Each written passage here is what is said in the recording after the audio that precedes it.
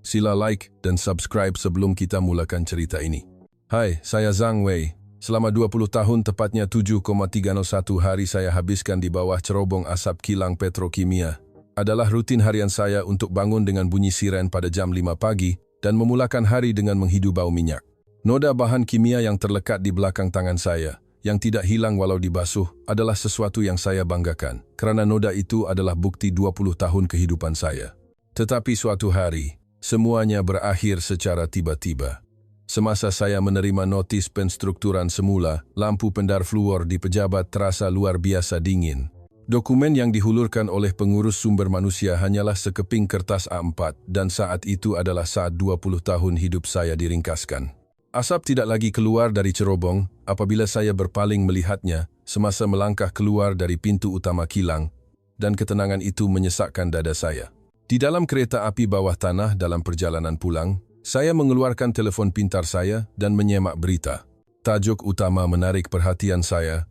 Kerajaan China mengumumkan penarikan diri daripada industri petrokimia bernilai rendah. Masa depan adalah semikonduktor dan bateri. Saya berasa sesak nafas sepanjang membaca artikel itu. Mustahil untuk mempercayai realiti bahawa 20 tahun yang telah kami curahkan kini menjadi tidak berguna dalam sekelip mata. Ruangan komen dipenuhi dengan sorakan. Ramai yang bertepuk tangan kerana China akhirnya meninggalkan industri yang sudah lapuk. Keesokan harinya, saya bertemu dengan rakan-rakan sekerja yang senasib di sebuah bar. Kami berdelapan, Li Qiang, Wang Feng, Zhang Min, dan yang lain semua duduk dengan wajah kosong sambil menghirup arak. Li Qiang, yang minum dalam diam, tiba-tiba mengangkat telefon pintarnya dan berkata, "Ada berita tentang Malaysia, kelakar gila." Saat kami melihat tajuk berita di skrin, kami semua tertawa terbahak-bahak. Malaysia masih berpegang pada petrokimia pada abad ke-21, pilihan ketinggalan zaman. Ia adalah artikel ejekan daripada media China yang melaporkan bahawa Malaysia sedang membina kilang petrokimia baharu. Artikel itu menggambarkan Malaysia sebagai sebuah negara yang menentang kemajuan zaman, mengejeknya kerana masih bergantung pada industri yang telah kami tinggalkan secara bijak. Wang Feng berkata sambil mengejek, "Malaysia sentiasa selangkah di belakang. Mereka baru sekarang memilih jalan yang telah kami tinggalkan." Zhang Min bersetuju. Itu adalah kerana mentaliti lambat negara membangun. Mereka tidak tahu ke mana arah dunia. Saya juga turut ketawa dan berkata, sebuah negara yang mengambil semula apa yang kita buang memang mentaliti negara membangun. Seluruh meja ketawa terbahak-bahak dan kami melagakan gelas sambil mengejek kebodohan Malaysia. Kami memerlukan jaminan bahawa keadaan kami tidaklah seburuk mana, sekurang-kurangnya tidak seperti mereka. Kami perlu merendahkan orang lain agar nasib kami tidak terasa terlalu sengsara. Di dalam teksi dalam perjalanan pulang, saya merenung keluar tingkap. Jalan yang dipenuhi lampu neon masih gemerlapan, tetapi masa depan saya terasa terlalu gelap sehingga tiada cahaya yang dapat meneranginya. Saya tidak dapat tidur di atas katil. Saya merenung siling, cuba menerima kenyataan bahawa industri yang saya curahkan selama 20 tahun telah menjadi tidak berguna dalam sekelip mata. Namun, terdapat satu penghiburan. Kepercayaan ilusi bahawa kami telah membuat pilihan yang lebih bijak daripada Malaysia. Pada masa itu, saya tidak tahu. Saya tidak tahu bahawa dalam beberapa bulan sahaja lagi, saya akan menjejakkan kaki ke bumi Malaysia, dan pemandangan yang akan saya saksikan di sana akan menghancurkan segala tanggapan saya. Seminggu kemudian, Suruhanjaya Pembangunan dan Pembaharuan Negara, NDRC, membuat pengumuman rasmi. Tepat jam 10 pagi, pegawai kerajaan berbaris di tangga Dewan Rakyat di Beijing dan lampu flash kamera berkelip tanpa henti. Timbalan pengerusi NDRC berdiri di podium, merenung kamera di sebalik cermin mata tebalnya dan berkata dengan jelas, "Mulai hari ini, Republik Rakyat China menghentikan semua pelaburan dalam industri petrokimia bernilai rendah." Suaranya yang bergema melalui mikrofon sangat tegas dan kata-kata berikutnya lebih mengejutkan. Ia adalah pengisytiharan bahawa China akan menarik diri daripada semua sektor ini. Kimia asas, bahan mentah, plastik kegunaan am, dan gentian sintetik grade rendah. Masa depan adalah semikonduktor, bateri, kecerdasan buatan. Kami tidak boleh membuang sumber negara untuk industri abad ke-20. Setiap perkataannya terasa seperti menyayat hati saya. Saya yang menonton siaran langsung TV, terduduk di sofa. Isteri saya menggenggam tangan saya, tetapi itu tidak memberikan sebarang kelegaan. Berita menyiarkan kisah ini secara berterusan, dan pakar-pakar muncul di berita utama malam untuk memuji keputusan kerajaan. Seorang profesor ekonomi berkata, China akhirnya menanggalkan cengkerang lama dan melonjak menjadi kuasa teknologi canggih, sementara panel lain menggambarkan petrokimia sebagai peninggalan era lampau. Suasana di jalanan juga berubah sepenuhnya. Beberapa hari kemudian, saya keluar ke kafe bandar dan terdengar perbualan beberapa orang muda di meja sebelah. Seorang pemuda berkata dengan bangga bahwa China kini telah menyertai barisan negara maju. Rakannya bersetuju dan mengejek. Industri cerobong asap yang ketinggalan zaman patut diserahkan kepada negara-negara Asia Tenggara. Saya mengangkat cawan kopi saya dan merasakan tangan saya sedikit menggeletar. Kawasan perindustrian jauh lebih menyedihkan. Dalam sebulan, 28 daripada 37 kilang di zon industri kimia Jiangsu menghentikan operasi. Tangki keluli gergasi berdiri, perlahan-lahan berkarat di bawah cahaya matahari.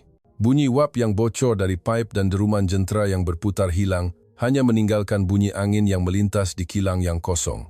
Saya menerima panggilan daripada Li Qiang, bekas rakan sekerja. Suaranya serak. Dia memberitahu bahwa kilangnya juga telah ditutup sepenuhnya. Dia telah memerhatikan asap terakhir hilang dari cerobong. Berkata bahwa asap yang telah naik setiap hari selama lebih 20 tahun kini telah hilang selama-lamanya.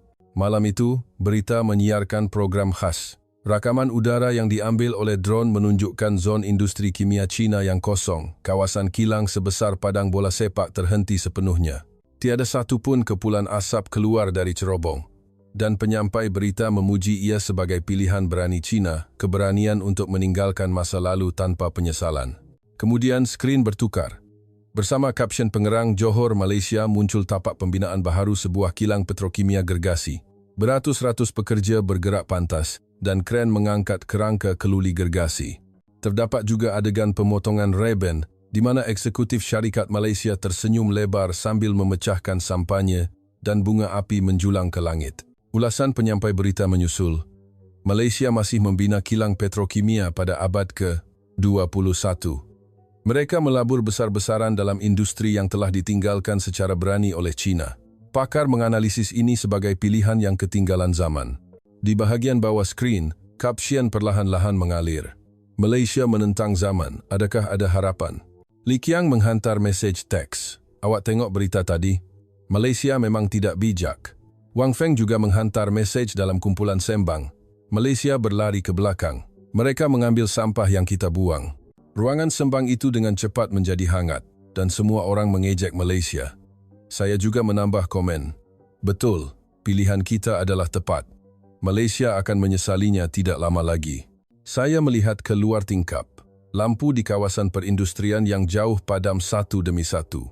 Saya berasa seperti menyaksikan industri petrokimia China lenyap ke dalam sejarah. Saya yakin pada masa itu, pilihan China adalah betul dan pilihan Malaysia adalah bodoh. Tetapi, 3 bulan kemudian, saya tidak menyangka bahwa saya akan menjejakkan kaki ke bumi Malaysia dan pemandangan yang akan saya saksikan di sana akan menghancurkan semua keyakinan saya. 3 bulan berlalu. Usaha mencari kerja saya terus gagal dan simpanan saya mula habis. Saya dapat merasakan kebimbangan di mata istri saya, tetapi dia tidak berkata apa-apa. Dia hanya membancuh kopi setiap pagi dan menepuk bahu saya, menyuruh saya untuk teruskan. Keheningan itu terasa lebih berat. Pada suatu petang, saya mendapat panggilan yang tidak dijangka daripada pengurus akaun bekas pelanggan.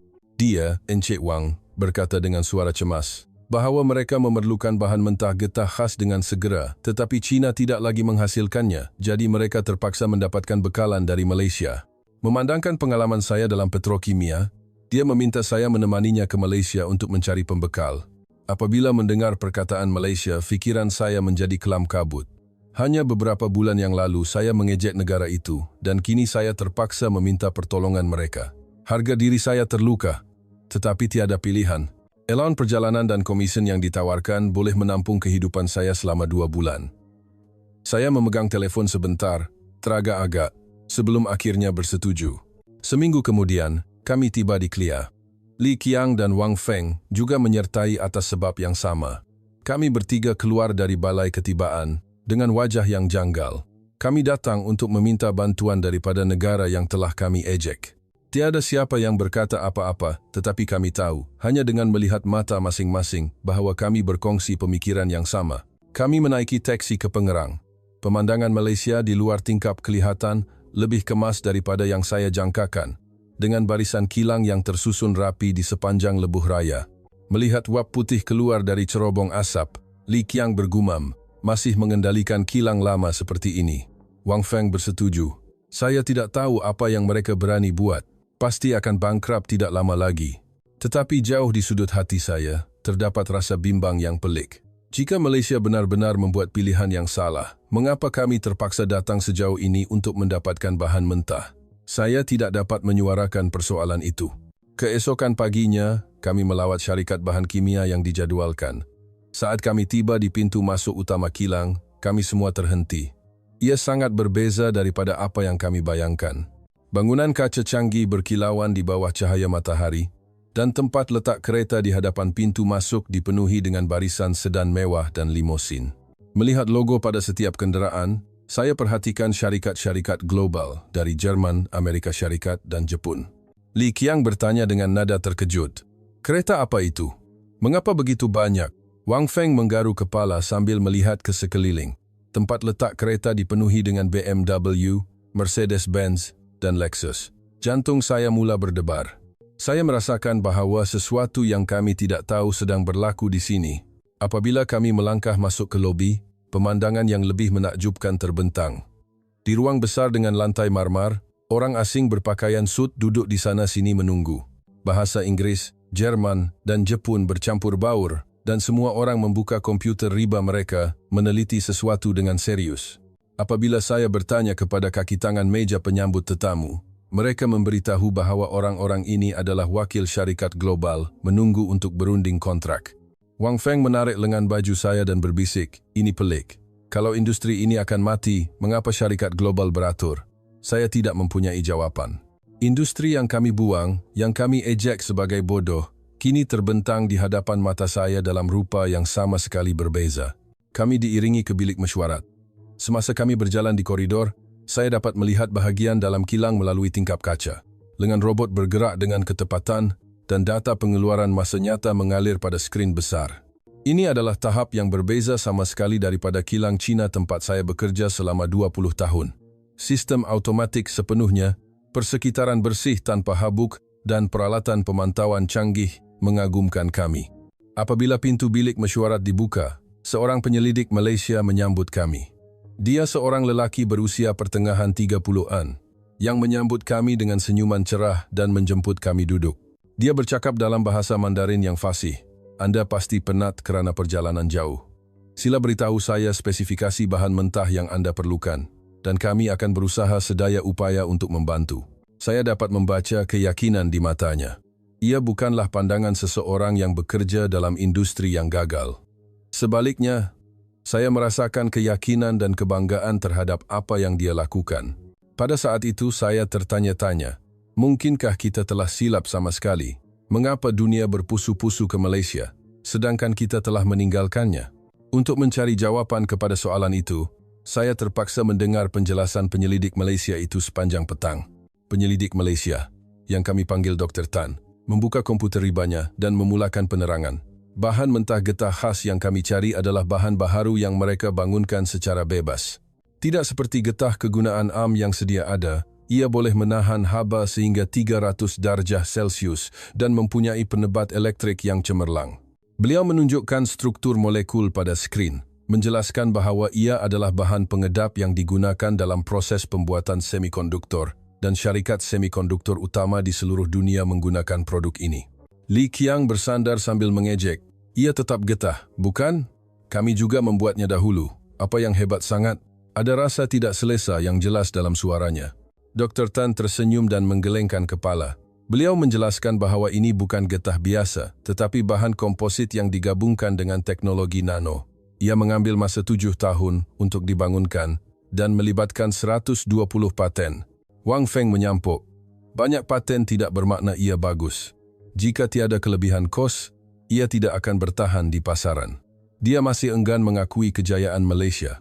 Dr. Tan dengan tenang menjawab, Anda betul. Itulah sebabnya kami hanya menghasilkan bahan baharu bernilai tinggi, bukan pengeluaran besar-besaran yang murah. Kami bersaing melalui prestasi, bukan kos. Mendengar kata-kata itu, suasana di bilik mesyuarat berubah halus. Wajah Li Qiang dan Wang Feng menjadi tegang dan dada saya juga terasa sesak. Sebab kami meninggalkan industri ini adalah kerana persaingan kos. Strategi China adalah untuk menguasai pasaran dengan menghasilkan produk murah secara besar-besaran, tetapi Malaysia memilih jalan yang bertentangan. Dr. Tan bangun dan menjemput kami melawat bahagian dalam kilang. Beliau berkata kami akan faham lebih cepat jika melihatnya sendiri. Kami memakai sut bilik bersih dan melangkah ke bilik yang bersih. Apabila pintu terbuka, kami ternganga. Ruang besar itu dipenuhi dengan peralatan canggih dan semuanya berjalan secara automatik. Hampir tiada manusia kelihatan. Sebaliknya, lengan robot mencampurkan bahan mentah dengan ketepatan. Dr. Tan mengangkat bikar berisi cecair lut sinar dan menjelaskan, ini adalah bahan mentah yang Anda perlukan sekarang, pelarut khas yang digunakan dalam proses pembersihan semikonduktor. Ketulenannya ialah 99,999%. Beliau menambah bahawa proses 7 nanometer tidak mungkin dilakukan dengan pelarut biasa. Sambil memegang bikar di bawah cahaya, beliau berkata, Samsung, TSMC, dan Intel semuanya menggunakan produk kami. Wang Feng mencemuh. Bukankah itu keterlaluan? Sukar dipercayai bahawa semua syarikat nombor 1 dunia menggunakannya, tetapi tiada keyakinan dalam suaranya. Dr. Tan mengeluarkan tablet dan menunjukkan skrin yang menyenaraikan kontrak bekalan sebenar. Samsung Electronics, TSMC, Intel, Micron. Semua dinamakan dengan nama sebenar. Wajah Wang Feng menjadi pucat. Apabila kami bergerak ke bahagian seterusnya, pemandangan yang lebih menakjubkan terbentang.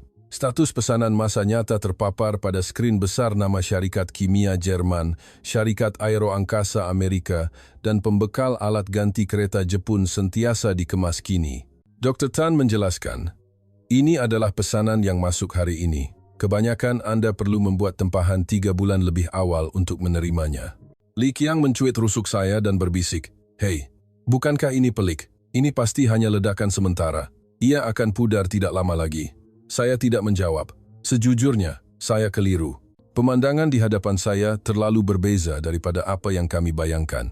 Dr. Tan membawa kami ke makmal penyelidikan lain, di mana penyelidik muda duduk di hadapan mikroskop, menganalisis sesuatu dengan gigih. Kami melabur 15% daripada jualan kami dalam penyelidikan dan pembangunan. Apabila syarikat Cina bersaing dalam harga, kami bersaing dalam teknologi, katanya. Mendengar kata-katanya, Li Qiang dan Wang Feng serentak berkerut. Kami kembali ke bilik mesyuarat, dan pelbagai sijil dan paten diletakkan di atas meja. Sijil ISO, kelulusan FDA, pematuhan peraturan Eropah, REACH sijil antarabangsa bertindan. Dr. Tan berkata, ia mengambil masa 10 tahun untuk mendapatkan semua sijil ini. Tetapi terima kasih kepada itu, kami menembusi halangan kemasukan pasaran global. Wang Feng masih dengan wajah yang tidak senang, bertanya, ia tetap petrokimia, bukan? Industri yang dibuang oleh China? Dr. Tan menggelengkan kepala dan menjawab dengan tenang bahawa ia kelihatan sama tetapi sama sekali berbeza. Beliau menjelaskan bahawa China telah meninggalkan produk kegunaan AM bernilai rendah, manakala Malaysia memfokuskan pada bahan khas bernilai tinggi. Pasaran itu sendiri adalah berbeza. Pada saat itu Li Qiang melompat berdiri dan menjerit, ini hanya ledakan sementara, ia akan pudar tidak lama lagi. Dia menambah bahawa China boleh mengejar dengan cepat jika mahu, tetapi suaranya bergetar. Dia tahu bahawa dia sendiri tidak yakin. Saya merenung keluar tingkap. Di hadapan pintu utama kilang, kenderaan syarikat global masih beratur. Ia sesak dengan orang yang menyelesaikan kontrak dan yang baru masuk. Ini tidak kelihatan seperti api yang akan padam.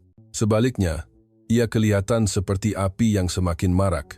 Dr. Tan bertanya, jadi, bolehkah Anda beritahu saya jumlah dan tarikh penghantaran yang Anda perlukan? Saya mengeluarkan dokumen dan menyerahkannya. Tangan saya sedikit menggeletar. Kenyataan bahawa kami terpaksa meminta bantuan daripada negara dan industri yang telah kami ejek melukai harga diri saya. Selepas mesyuarat, kami keluar. Li Qiang dan Wang Feng masih merungut dengan wajah tidak puas hati. Itu hanya nasib baik. Mereka akan bankrupt tidak lama lagi. Tetapi saya tidak lagi bersetuju dengan kata-kata itu. Saya merasakan bahawa kami telah terlepas sesuatu yang asas. Malam itu, saya tidak dapat tidur. Saya merenung siling, mengulang kaji semua yang saya lihat hari itu. Malaysia tidak mengambil batu yang kami buang. Mereka mengasah batu itu menjadi berlian. Kesedaran itu menekan dada saya. Malam itu, saya bertemu semula dengan Dr. Tan di lobi hotel. Li Qiang dan Wang Feng naik ke bilik keletihan, tetapi fikiran saya terlalu kusut untuk tidur. Saya duduk di kafe lobi, minum kopi, dan ternampak penyelidik itu masuk. Saya melambai, dan dia tersenyum cerah dan duduk di hadapan saya. Kami minum kopi dalam keheningan seketika. Saya adalah orang pertama yang bersuara. Sejujurnya, terlalu banyak yang saya ingin tahu. Saya bertanya dengan berhati-hati, bagaimana Malaysia boleh begitu berjaya sedangkan China telah meninggalkan industri ini? Apa rahsianya? Dr. Tan berfikir sejenak, kemudian menjawab perlahan-lahan.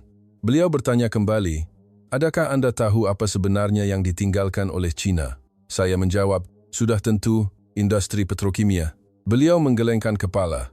Beliau menjelaskan bahawa China meninggalkan produk kegunaan AM bernilai rendah, manakala Malaysia mengambil bahan mentah asas itu dan mencipta sesuatu yang sama sekali berbeza. Beliau mengambil paket gula di atas meja sebagai analogi. China menyerah untuk membuat gula itu sendiri. Malaysia, sebaliknya, mengambil gula itu dan mencipta karya seni. Bahan mentahnya sama, tetapi kegunaannya sama sekali berbeza.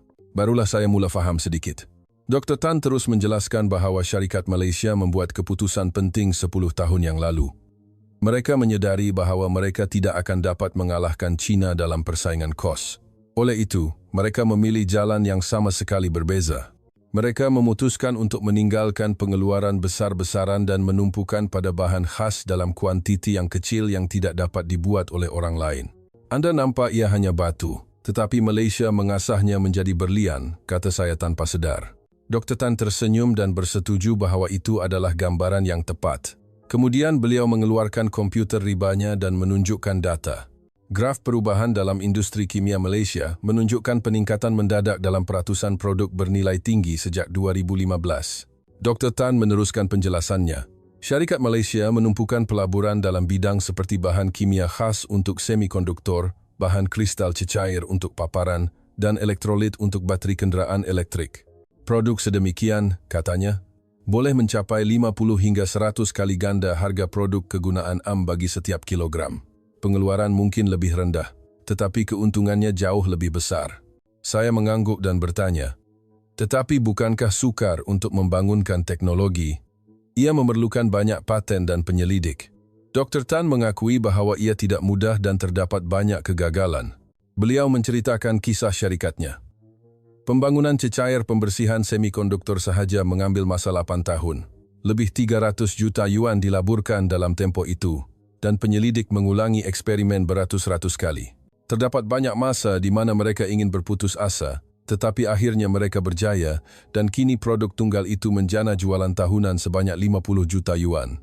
Apabila saya bertanya dengan terkejut, Dr. Tan tersenyum dan berkata, ini adalah strategi Malaysia. Kaedah melabur selama 10 tahun untuk menjana pendapatan selama 30 tahun. Beliau menjelaskan bahawa ia bukanlah menguasai pasaran dengan pengeluaran besar-besaran yang cepat seperti China, tetapi membina halangan teknologi secara perlahan-lahan tetapi pasti. Saya meletakkan cawan kopi saya dan termenung. China memilih kelajuan, manakala Malaysia memilih kedalaman. Mereka bermain permainan yang sama sekali berbeza, bukan soal yang betul atau salah, dan kami tidak memahami itu. Dr. Tan menunjukkan data lain pada tabletnya. Carta bahagian pasaran global bagi syarikat kimia Malaysia. Mereka menguasai 47% dalam bahan semikonduktor, 63% dalam bahan paparan, dan 38% dalam getah khas. Saya terdiam melihat angka-angka itu. Beliau berkata dengan senyap, apabila China menguasai dunia dengan kuantiti, Malaysia menyusup ke pasaran khusus dengan kualiti. Sekarang, kilang tidak boleh berjalan tanpa produk China, tetapi produk canggih tidak boleh dibuat tanpa bahan mentah Malaysia. Peranan itu berbeza. Saya merasakan kehinaan. Apabila kami mengejek Malaysia, mereka sudah melihat 10 tahun ke hadapan. Apabila kami menutup kilang, Malaysia membuka kilang baharu. Kami fikir ia adalah industri yang sama, tetapi ternyata ia adalah dimensi yang sama sekali berbeza. Dr. Tan menambah satu perkara terakhir. Malaysia juga takut pada mulanya. Kami berasa terancam apabila mendengar berita China meninggalkan petrokimia. Tetapi itu sebenarnya menjadi peluang. Apabila China mengosongkan tempat itu, Malaysia mencari jalan yang berbeza.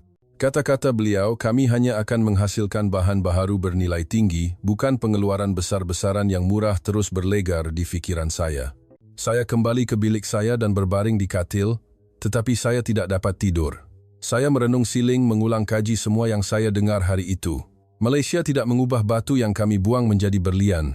Mereka melihat intipati batu itu dan mencari kegunaan yang sama sekali berbeza. 20 tahun pengalaman saya terasa sia-sia. Saya hanya membuat produk di kilang dan tidak pernah memikirkan kemana produk itu pergi atau bagaimana ia boleh diubah. Penyelidik Malaysia adalah berbeza. Mereka melihat bahan mentah dan membayangkan masa depan, dan mereka menjadikan imajinasi itu sebagai realiti. Lampu kawasan perindustrian. Pengerang berkelip-kelip di luar tingkap. Saya sedar sekarang bahawa cerobong asap yang kami ejek sebenarnya adalah tiang yang menopang industri canggih dunia. Saya berasa malu. Saya berfikir bahawa saya perlu menceritakan kisah ini kepada Li Qiang dan Wang Feng esok, tetapi saya tidak pasti sama ada mereka akan percaya. Orang hanya melihat apa yang mereka mahu lihat. Keesokan harinya, kami menuju ke pusat pameran bahan kimia dan bahan inovatif antarabangsa di KLCC. Encik Wang meminta kami mencari pembekal bahan mentah tambahan. Di dalam teksi, Li Qiang dan Wang Feng masih merungut bahawa kilang yang kami lihat semalam adalah keterlaluan. Saya tidak berkata apa-apa. Mereka akan tahu apabila mereka melihatnya sendiri. Sebaik sahaja kami melangkah masuk ke pintu masuk pameran, kami sekali lagi terpegun. Seluruh tingkat bawah pusat pameran itu dipenuhi dengan syarikat bahan kimia, dan gerai syarikat Malaysia penuh sesak dengan orang ramai. Kebanyakannya adalah pembeli asing, semuanya berpakaian sut kemas. Kami mula berjalan perlahan-lahan di sekitar Dewan Pameran. Gerai syarikat Malaysia yang pertama mempamerkan polimer khas dan lebih daripada 30 orang beratur di hadapan gerai. Seorang pekerja menunjukkan sampel dan menerangkan, dan pembeli membuat catatan dan bertanya soalan. Apabila kami melalui gerai syarikat Cina di sebelah, sepanduk besar bertulis, "Syarikat kimia terbesar Cina tergantung di sana." Tetapi gerai itu sunyi. Dua pekerja duduk, bosan, melihat telefon pintar mereka. Orang yang lalu lalang tidak menghiraukan mereka. Wajah Wang Feng menjadi tegang. Kami terus berjalan. Gerai syarikat Malaysia sentiasa sibuk, dan gerai syarikat Cina sentiasa lengang. Kontras ini sangat ketara sehingga terasa tidak nyata. Li Qiang bergumam, "Ada yang tidak kena. Ini bukan situasi biasa." Apabila kami melalui gerai syarikat Malaysia, saya terdengar loghat Jerman bercakap dalam bahasa Inggris. Seorang lelaki Jerman pertengahan umur memberitahu kaki tangan Malaysia bahawa pelekat khas yang digunakan di kilang alat ganti kereta mereka hanya boleh didapati di Malaysia. Syarikat Jerman telah cuba, tetapi tidak dapat menghasilkan kualiti yang sama. Pekerja Malaysia itu tersenyum dan menjawab, "Itulah sebabnya Anda perlu membuat tempahan 10 bulan lebih awal. Kami sudah penuh sehingga Februari tahun depan." Saya terkejut mendengar perbualan itu. Sudah penuh sehingga tahun depan? Adakah ini wajah industri yang gagal? Wang Feng yang mendengar perbualan itu juga kelihatan serius. Tidak lama kemudian, kami menemui gerai yang dipenuhi oleh wakil syarikat Jepun. Mereka mempamerkan filem khas untuk paparan yang dibuat oleh syarikat Malaysia, dan orang Jepun itu melihat filem itu dengan kaca pembesar, kagum. Seorang Jepun berkata kepada rakannya, Wang Feng faham sedikit bahasa Jepun. Kualiti ini tidak dapat ditandingi oleh syarikat Jepun. Li Qiang menarik lengan baju saya dan menunjuk. Sebuah gerai besar menarik perhatian saya dengan papan tanda berbunyi bahan canggih Korea. Terdapat mesin nombor giliran dipasang di hadapan gerai, dan papan tanda elektronik menunjukkan bahawa nombor 47 sedang dirundingkan. Lebih daripada 20 orang sedang menunggu. Kami masuk ke gerai kerana ingin tahu. Terdapat peta dunia tergantung di dinding dengan pin yang padat menunjukkan lokasi penghantaran. 17 di Amerika Syarikat, 23 di Jerman, 31 di Jepun, 8 di Perancis, 12 di United Kingdom. China juga ada. Dengan 9 lokasi, Wang Feng bertanya dengan terkejut, "Anda membekalkan ke 9 lokasi di China?" Pekerja Malaysia itu tersenyum dan menjawab, "Syarikat China adalah pelanggan terbesar kami. Hampir semua komponen elektronik yang dibuat di China mengandungi bahan mentah dari Malaysia." Wajah Wang Feng menjadi putih. Barulah saya sedar. Apabila China berbangga kerana meninggalkan petrokimia, ia sebenarnya menjadi bergantung kepada Malaysia. Kilang-kilang China tidak dapat membuat produk tanpa bahan khas Malaysia. Kami tidak meninggalkannya. Kami telah dirampas. Waktu makan tengah hari, kami pergi ke food court pameran. Semasa kami duduk di meja untuk makan, perbualan di sekeliling kami semuanya mengenai produk syarikat Malaysia. Seorang Amerika berkata bahawa kilangnya tidak boleh beroperasi tanpa bahan semikonduktor Malaysia. Dan seorang Eropah lain berkata, dia telah menunggu setahun untuk menandatangani kontrak jangka panjang dengan syarikat Malaysia. Li Qiang meletakkan penyepitnya dan mengeluh. Saya enggan mengakuinya, tetapi saya rasa kita perlu menerima hakikat. Malaysia benar-benar berjaya. Kita benar-benar silap. Wang Feng mengangguk, matanya penuh dengan kehinaan. Pada sebelah petang, kami menghadiri persidangan di Dewan Seminar yang membentangkan strategi masa depan industri kimia Malaysia. CEO syarikat Malaysia yang menjadi penceramah utama mengumumkan bahawa mereka akan melabur 5 bilion ringgit dalam pembangunan biosumber dan bahan kimia mesra alam dalam tempoh 10 tahun akan datang. Apabila China bersaing dalam kuantiti, Malaysia bersaing dalam kualiti, dan kini mereka sedang mendapatkan punca pendapatan masa depan. Tepukan gemuruh meletus dari penonton. Pembeli dari seluruh dunia memberikan standing ovation. Saya secara tidak sengaja menepuk tangan. Dan Li Qiang dan Wang Feng juga bertepuk tangan dengan kosong. Bunyi tepukan kami terasa anehnya kosong. Apabila kami keluar selepas seminar, Wang Feng berkata dengan senyap, kami membuangnya seperti sampah, tetapi Malaysia menjadikannya emas. Nada suaranya penuh dengan kekalahan. Li Qiang mengangguk tanpa berkata apa-apa. Saya mendongak ke langit. Langit busan, cerah dan biru, tetapi hati saya terasa diselubungi awan gelap. Di dalam teksi dalam perjalanan pulang ke hotel, tiada sesiapa yang bercakap. Saya melihat jalan-jalan Malaysia yang berlalu di luar tingkap dan berfikir, negara yang kami ejek sebenarnya telah bersiap sedia untuk masa depan beberapa langkah di hadapan kami. Dan jurang itu semakin melebar. Malam itu, ketiga-tiga kami pasti tidak dapat tidur di bilik masing-masing. Saya berbaring di katil, merenung siling, dan terus berfikir, apa yang kami terlepas? Mengapa kami tidak boleh berfikir seperti Malaysia? Jawapannya mudah. Kami hanya melihat keuntungan segera, manakala Malaysia melihat 10 tahun ke hadapan. Esok, kami akan meninggalkan Malaysia dan kembali ke China.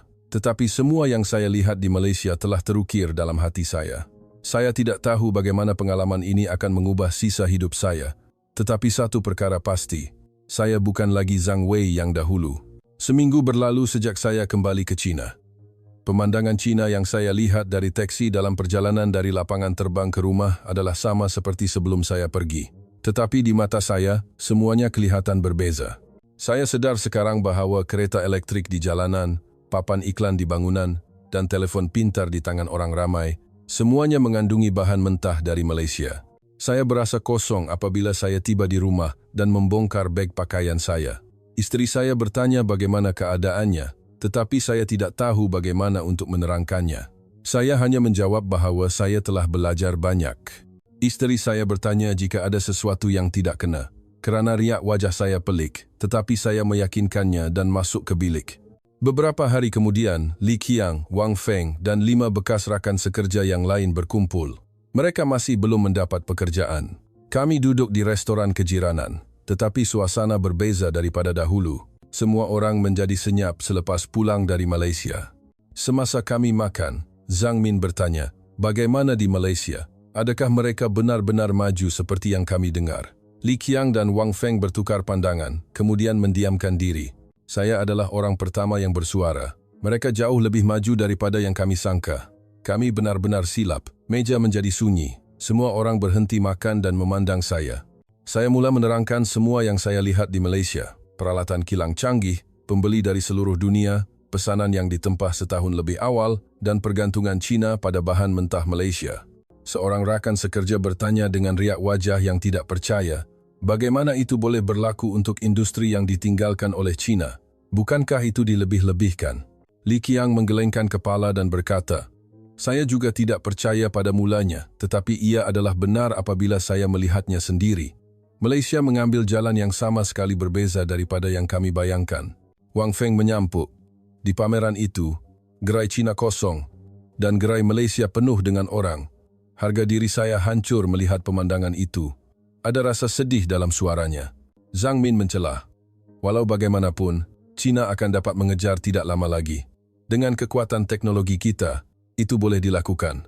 Beberapa rakan sekerja mengangguk setuju. Tetapi saya menggelengkan kepala. Malaysia tidak ketinggalan. Mereka menjaga laluan masa depan terlebih dahulu. Meja kembali sunyi. Saya meneruskan, Malaysia membuat keputusan 10 tahun yang lalu untuk meninggalkan persaingan kos dan beralih kepada persaingan teknologi. Dalam 10 tahun itu, mereka melabur ratusan juta dalam R&D, mengumpul ratusan paten, dan membina hubungan dengan syarikat canggih di seluruh dunia. Walaupun kita cuba mengejar sekarang, ia akan mengambil masa sekurang-kurangnya 10 tahun. Tetapi dalam 10 tahun itu, Malaysia akan maju 10 tahun lagi. Zhang Min membantah dengan wajah yang tidak senang. China boleh mengejar dalam masa yang singkat dengan modal kita. Hanya perlu melabur wang. Beberapa rakan sekerja mengangguk bersetuju. Saya berpendapat sebaliknya. Saya menjelaskan perlahan-lahan, ini bukan sahaja masalah wang. Penyelidik Malaysia mengkaji satu bahan mentah selama 7 atau 8 tahun. Mereka mengulanginya ratusan kali, tidak berputus asa, dan akhirnya berjaya. Ketekunan dan kegigihan itu tidak boleh dibeli dengan wang. Li Qiang bersetuju dengan saya dan menambah, saya ingat apa yang dikatakan oleh penyelidik yang saya temui di kilang Malaysia. Mereka melabur 10 tahun untuk menjana pendapatan selama 30 tahun. Itu adalah cara Malaysia. China mau melihat hasil yang cepat. Tetapi Malaysia menggali secara perlahan-lahan dan mendalam. Seorang rakan sekerja bertanya dengan berhati-hati. Jadi, apa yang perlu kita lakukan? Dalam situasi kita yang ketinggalan ini, apa yang boleh kita lakukan? Semua mata di meja tertumpu kepada saya. Saya juga tidak mempunyai jawaban yang jelas. Tetapi satu perkara pasti. Saya berkata dengan senyap, kita perlu berubah dahulu. Kita perlu mengubah pemikiran kita. Kita tidak boleh mengejek dan mengabaikan Malaysia. Kita perlu belajar daripada mereka. Kita perlu mengkaji bagaimana mereka berjaya. Saya menambah. Kita perlu mengetepikan harga diri kita dan mengakui apa yang perlu diakui dengan rendah hati. Zhang Min mencemuh. Itu adalah kekalahan. Ia membuang kebanggaan kita sebagai orang Cina. Beberapa rakan sekerja mengangguk dan menyokong Zhang Min. Tetapi lebih ramai yang berdiam diri, seolah-olah mereka sedang merenung kata-kata saya. Wang Feng bersuara. Saya juga enggan mengakuinya pada mulanya. Saya tidak mahu menerima bahawa Malaysia berjaya. Tetapi realiti tetap realiti. Memejamkan mata tidak akan mengubah fakta. Beliau menambah bahawa beliau juga berpendapat bahawa beliau perlu belajar sekarang. Apabila kami keluar selepas makan, beberapa rakan sekerja memanggil saya secara berasingan. Mereka bertanya dengan senyap, adakah benar-benar ada sesuatu untuk dipelajari dari Malaysia? Adakah akan ada peluang? Saya menjawab dengan jujur, saya tidak pasti. Tetapi kita perlu mencuba. Kita tidak boleh hanya duduk diam, bukan? Dalam perjalanan pulang, lampu neon di jalanan masih bersinar terang. Tetapi kini saya tahu kebenaran yang tersembunyi di sebalik cahaya itu. Bahan mentah Malaysia yang tidak kelihatan terkandung dalam produk Cina yang berkilauan. Secara luaran ia adalah produk Cina, tetapi intipatinya adalah teknologi Malaysia. Malam itu, saya menghidupkan komputer riba saya dan mula mencari syarikat kimia Malaysia. Saya melayari laman web satu demi satu, mengkaji jenis produk yang mereka hasilkan dan teknologi yang mereka miliki. Saya membaca bahan itu sehingga jam 3 pagi dan lebih banyak saya membaca, lebih kagum saya.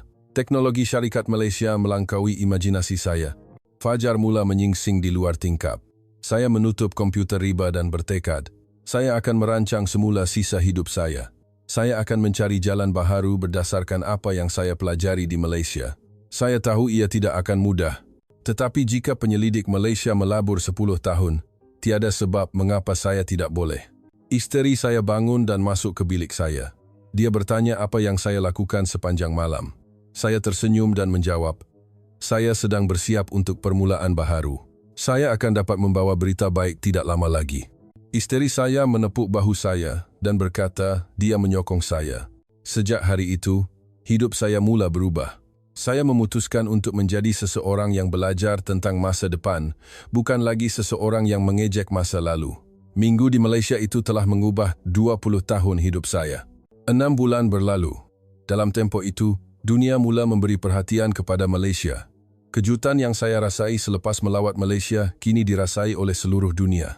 Media antarabangsa mula melaporkan kisah kejayaan industri kimia Malaysia. Suatu pagi saya minum kopi dan menonton berita CNN Internasional. Penyampai berita memperkenalkan laporan khas dan tajuknya menarik perhatian saya. Kebangkitan industri yang ditinggalkan, keajaiban yang ditunjukkan oleh Malaysia. Rakaman udara kawasan perindustrian, pengerang terpapar pada skrin. Dan wartawan menjelaskan bahawa Malaysia telah mengubah industri petrokimia yang ditinggalkan oleh China menjadi industri bahan canggih.